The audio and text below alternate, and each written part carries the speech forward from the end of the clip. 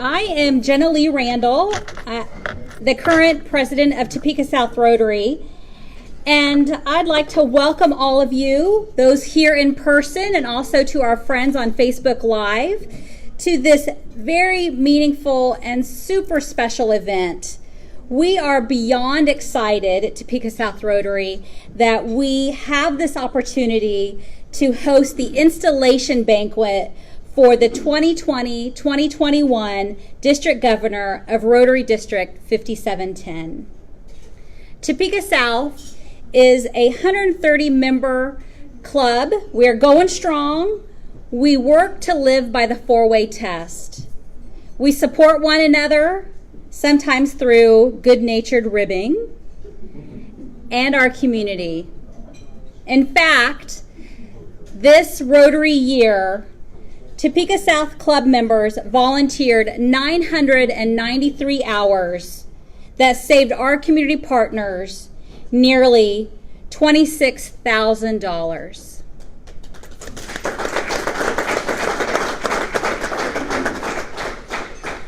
This 34-year-old club is tremendously proud of our honoree tonight, Faron Barr. And on behalf of the entire Club Faron, I offer a heartfelt congratulations on this honor. We will be with you every step of the way, supporting you, cheering you on, and Jim promises to let you have as much time at the meetings as you want to talk.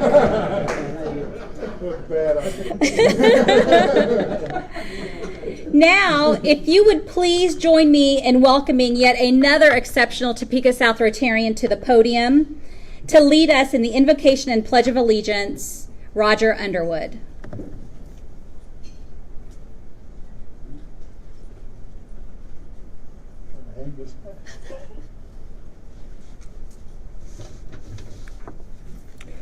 Would you all please stand for the Pledge of Allegiance? To the flag of the United States of America, and to the republic for which it stands, one nation, under God, indivisible, with liberty and justice for all. Please stay standing. I'd like you to be in an attitude of prayer. Gracious God, we come together tonight as Rotarians to celebrate and to reflect on the current circumstances involving our country and our world. The COVID-19 virus has affected our lives in so many ways, and the protests have brought new awareness to social and racial injustices in our country and in the world. We ask for the wisdom, the understanding, and compassion to work through these challenges and to live up to our Rotary motto, service above self. As we begin a new Rotary year, I ask for help for those in leadership roles to live the four-way test and to inspire them to lead us into making our communities a better place to live. We ask that you bless those at this gathering and all Rotarians and keep them safe from this virus, and ask safe travels after this meeting for the people who attend here. Amen.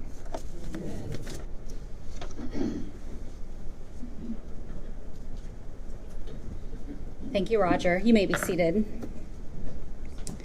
So COVID-19 may have prevented RI Director of Zone 75 and 79 from joining us in person, but he wanted to be sure to offer Faron a few words of congratulation and support.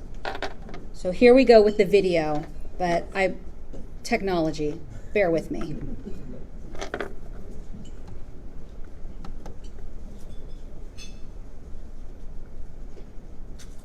Good evening, fellow Rotarians and friends. Lois and I regret that we cannot be physically present at Faron's and Ann's installation this evening. We are still limiting our public activities due to the pandemic, and I am currently involved in Rotary International's June board meeting, which of course, is being held virtually.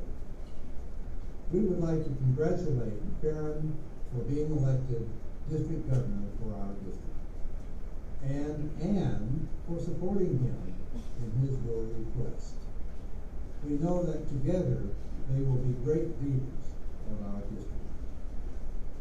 Lois and I remember our time serving as leaders of our district, and we know that Faron and Ann will have a wonderful experience getting to know Rotarians and friends all around our district. And sharing next year's theme, Rotary opens opportunities.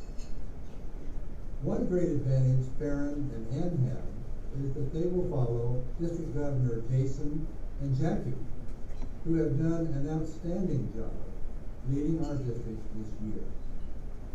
Our district just keeps getting better and better. Again, Lois and I wish we could be with you in person this evening, and we wish Faron and Ann a great year in 2020-21. Thank you, and have a great evening.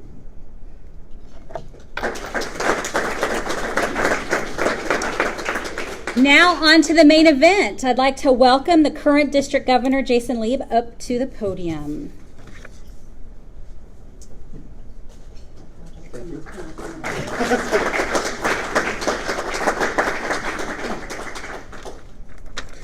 Thank you. We will do our honors and awards at district conference this fall in whatever form that ends up taking. But I do want to take just a moment to thank all of those who have helped serve our clubs with a district role this year, from our lieutenant governor, our assistant governors, committee chairs, committee members, and of course my fellow past and future district governors. And of course a special thanks to our RILA chair, my wife, Jackie. As you know, this year has been challenging and at times difficult, especially this last third of our Rotary year. I'm very proud of the way our clubs have adjusted to the inability to meet in person or even provide service in many instances for the last few months. With these challenges, we've also been presented opportunities.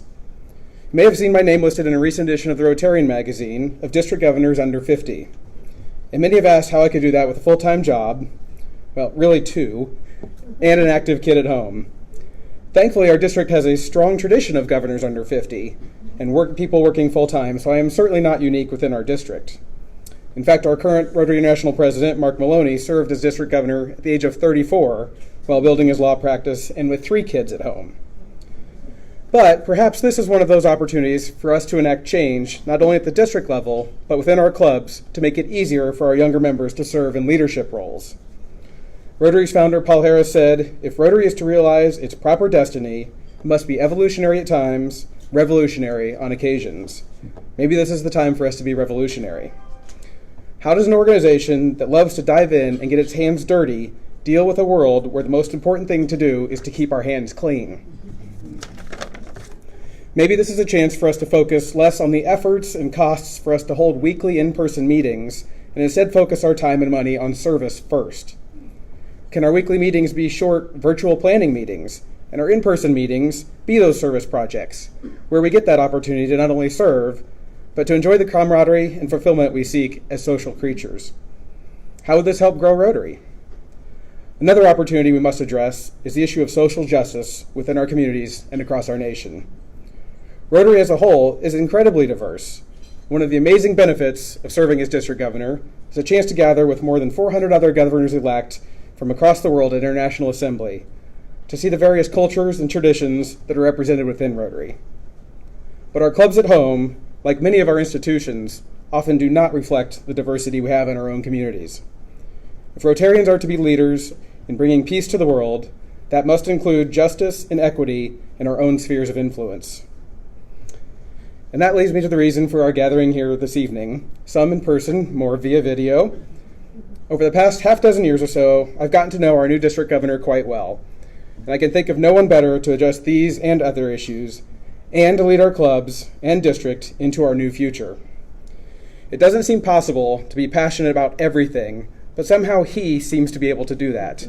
Whether it's international projects in Central America, whether it's RILA, anti-human trafficking, He's always ready to jump in and provide leadership and action to build and strengthen our efforts in those areas. So without further delay, it is my great pleasure and honor to introduce my friend and the next District Governor of District 5710, Mr. Faron Barr.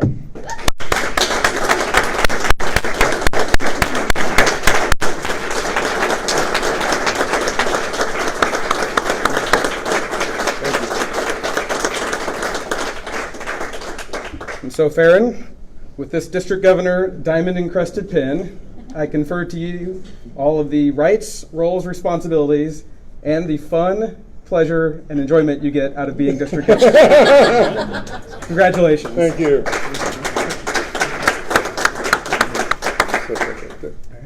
And now can President-elect Jim join us up here? There he is.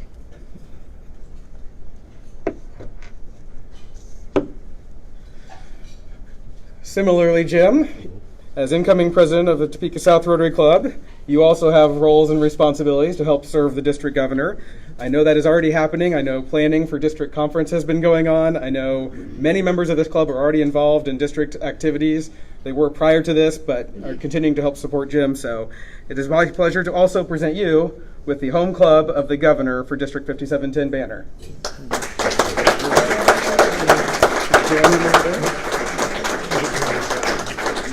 Excellent. I'm doing good.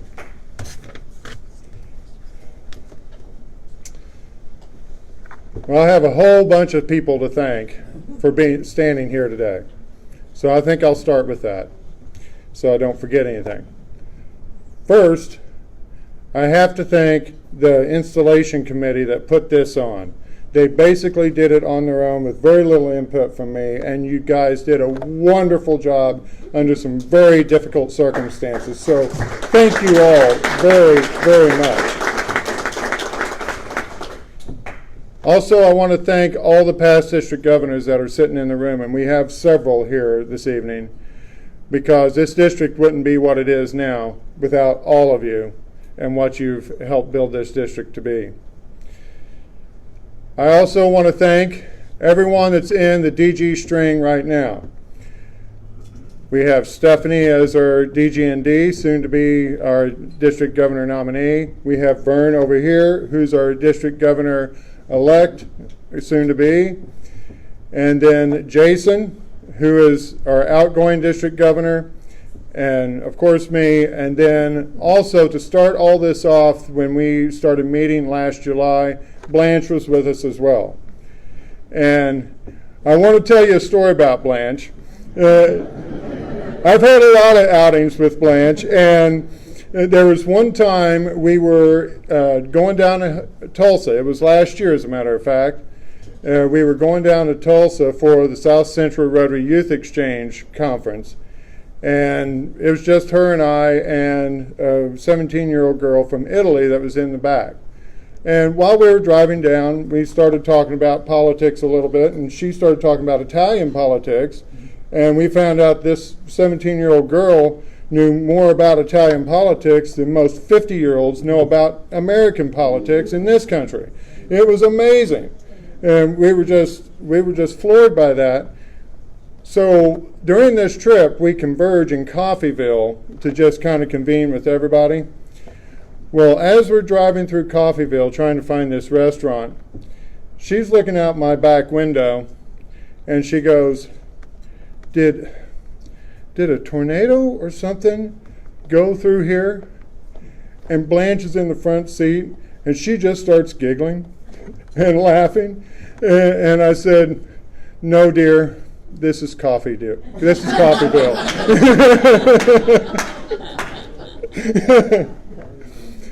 And also, I'm going to miss finding another brewery with Jason everywhere we go. That's been a whole lot of fun. But I'm sure we'll find a few other things to do, won't we, Vern? Absolutely. So this has been a really good district governor string that we have here. It's been great to work with all of them. I have all of my assistant governor roles filled. There are 12 of them, and I am very much looking forward to working with each and every one of them to help connect with the presidents throughout the year. I want to thank my incoming membership chair, Jenna Lee Randall. She signed up for 3 years. Very happy that we have Jenna Lee doing that. Jason, I'm glad you're still around with Public Image. He's working right now, so that's why you can't see him. And also Gary Dugan, who might be on video, but he's not here tonight. He did decide to be our District Rotary Foundation Chair for the next 3 years, and I'm very, very happy about that. We've also, one of the new things that we've done is we've created a Global Grants Committee that he will be chairing, and as far as I know, this will be the first time we've had a Global Grants Committee committee like ever. If we've had it before, it predates me. Also, I have to thank Jackie as many times as I possibly can for being our RILA chair and taking over for me after I knew that I wasn't going to be able to do it anymore. And this year in particular was an extreme challenge to keep RILA going. And I am so happy she dedicated so much time to making sure that that happened. And hopefully next year it will be in person. Hopefully so. I can't say enough about Topeka South Rotary. I wouldn't be here without them. I kept my teeth on Rotary through this club, and will be a member of this club till I die. So, and there's that. Thank you.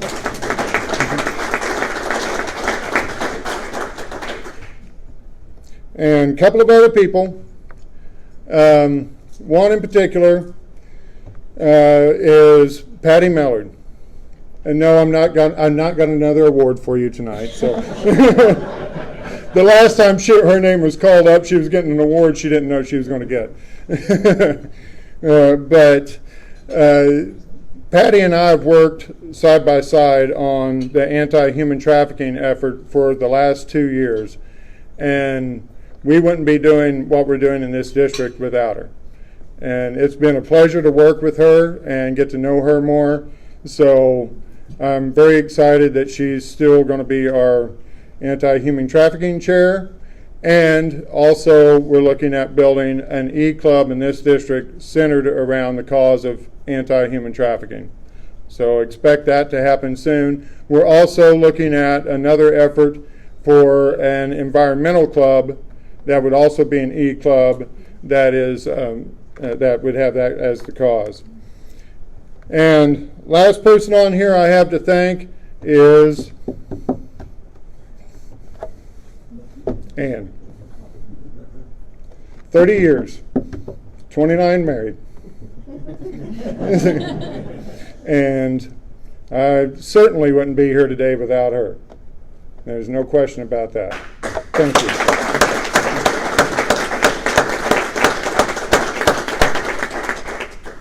This is something you have never seen me do before, isn't it?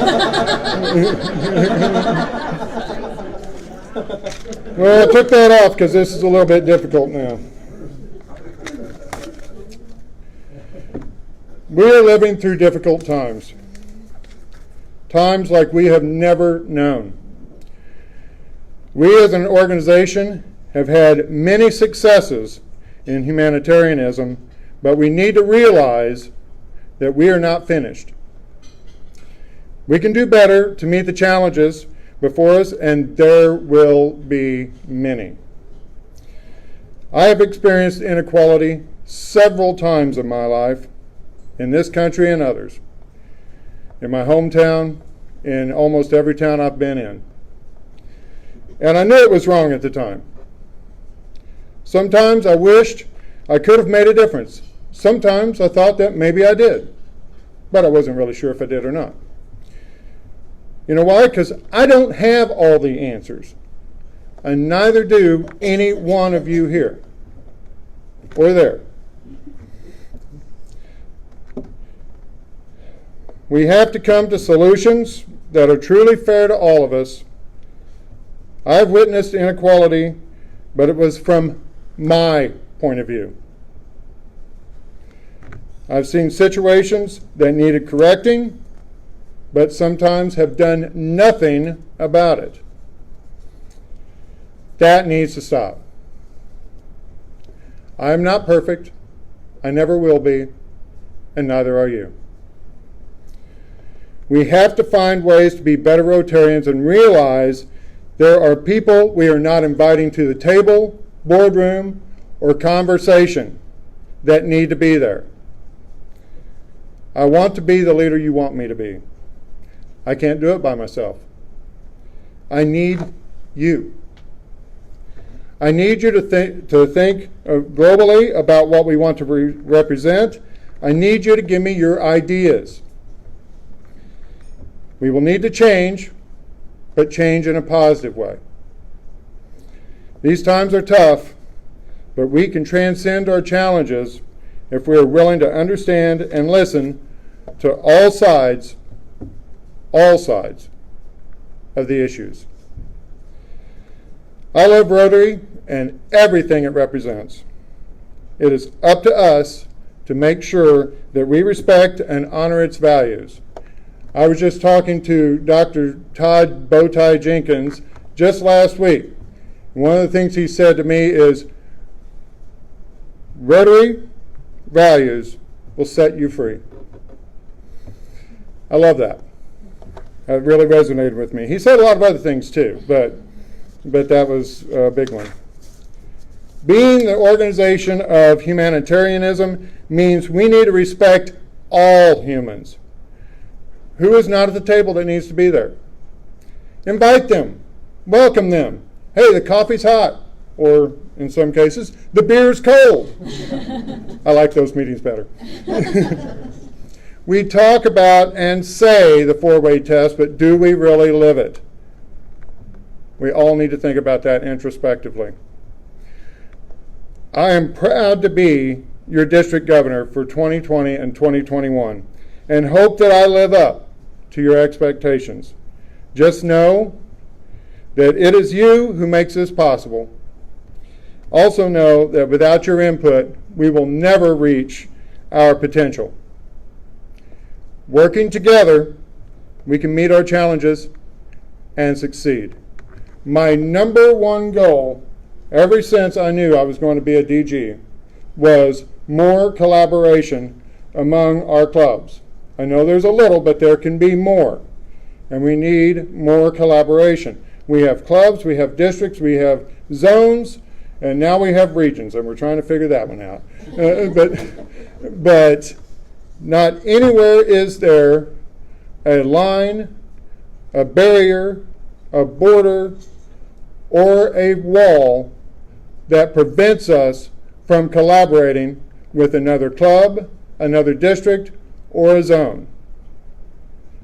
So we need to reach out to other people that can help us have a higher impact on our projects and our fundraising, reach more people, engage with more people, and adapt to the new opportunities that are all waiting right in front of us.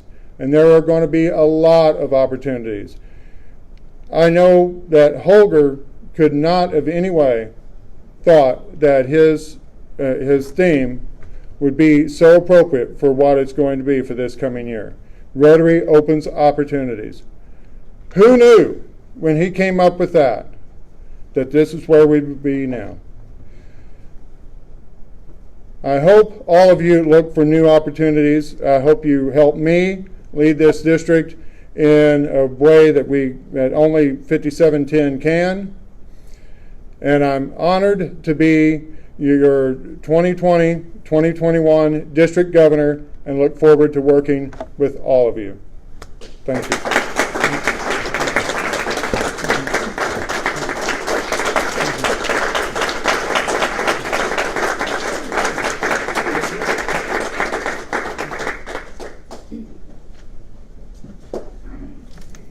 Congratulations again, Faron. We're so excited for you. And Jason, thank you for your leadership over this past year.